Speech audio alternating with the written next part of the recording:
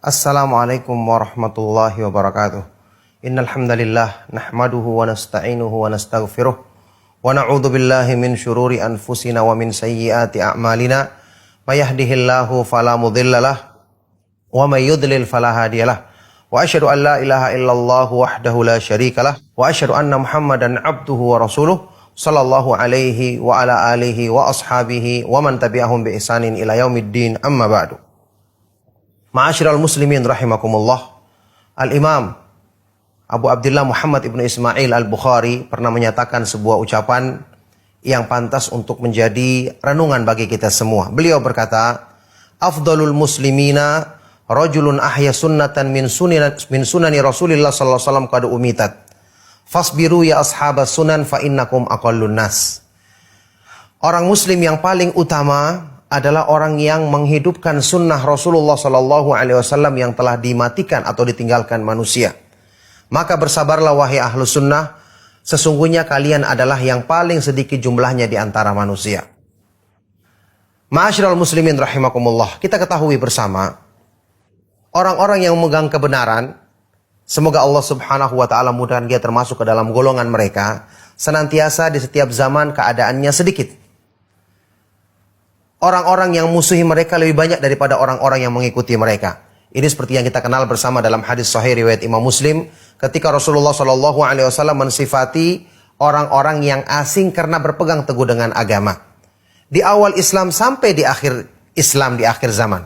Rasulullah Shallallahu Alaihi Wasallam bersabda, "Innal Islama bada'a ghariban wa sayaudu ghariban kama bada'a fatuba lil ghuraba."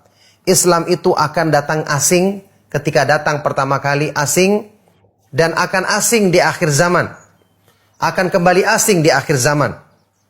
Maka beruntunglah atau mendapatkan pohon di surga orang-orang yang asing tersebut, yakni asing karena berpegang teguh dengan agamanya. Asing di tengah masyarakatnya yang mereka berpaling dari agama. Disebutkan dalam riwayat lain, mereka adalah unasun salihun fi unasin su'in kathir man ya'sihim aktsaru mimman yuti'uhum. Mereka adalah orang-orang yang saleh, yang baik, sedikit jumlahnya, di tengah-tengah manusia buruk yang banyak jumlahnya. Orang yang mau mengikuti mereka lebih sedikit daripada yang menyelisihi mereka.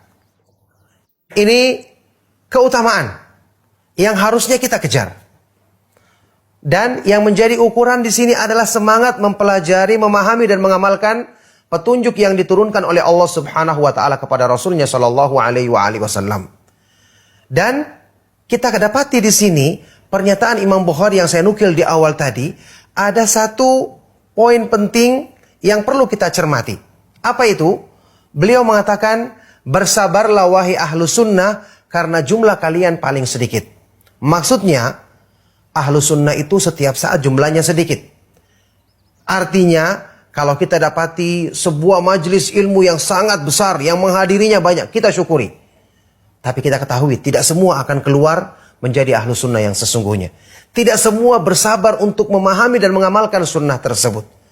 Tidak semua bersungguh-sungguh untuk mempraktekkan petunjuk Rasulullah SAW, apalagi kalau telah mendapatkan penentangan-penentangan, mendapatkan cobaan-cobaan di jalan Allah Subhanahu Wa Taala, maka kita dapati banyak yang mundur. Imam Al-Khatib Al-Baghdadi sampai menjelaskan makna ucapan Imam Al-Bukhari tadi dengan menyebutkan bahwa Imam Bukhari ini menyebutkan ucapan tersebut padahal di zaman beliau, zaman keemasan periwayatan hadis abad ketiga Hijriyah, waktu itu orang yang menghadiri majelis ilmu hadis sangat banyak jumlahnya, sampai ribuan, apalagi majelis Imam Bukhari. Tapi kenapa beliau mengatakan kalian paling sedikit jumlahnya? Apakah beliau tidak melihat orang-orang yang demikian banyak di hadapannya yang datang untuk mengambil ilmu dari beliau? Bukan demikian, tapi beliau tahu bahwa yang benar-benar akan disaring oleh Allah, dipilih oleh Allah untuk benar-benar bertahan, memperjuangkan sunnah, memahami dan mengamalkannya, bersabar menghadapi resikonya, hanya orang-orang sedikit yang diberi taufik oleh Allah Subhanahu wa Ta'ala. Makanya ini menjadikan kita bergembira sekaligus takut. Bergembira karena alhamdulillah kita punya kemauan untuk belajar sunnah. Kita timbulkan keinginan untuk semangat mengikuti kajian-kajian hadis yang benar dengan pemahaman para ulama ahlus sunnah wal jamaah. Tentu demikian pula kajian-kajian Al-Quran dengan penafsiran dari para ulama ahlus sunnah wal jamaah. Tapi hendaknya kita takut jangan sampai kita tidak bersabar sehingga tersingkir dari orang-orang yang dipilih oleh Allah Subhanahu wa taala dengan kemuliaan ini. Makanya selalu kita berdoa kepada Allah Subhanahu wa taala. Dan wasbir nafsaka ala sunnah. Bersabarlah, jadikanlah dirimu sabar berpegang teguh dengan sunnah. Terus belajar, perbaiki diri. Amalkan apa yang kita dapatkan.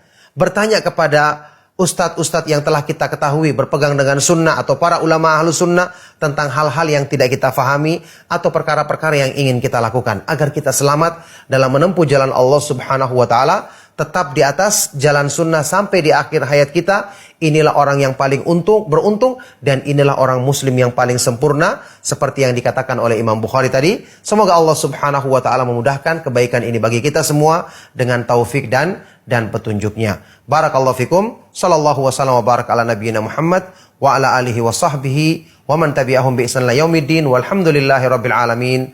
Wassalamualaikum warahmatullahi wabarakatuh.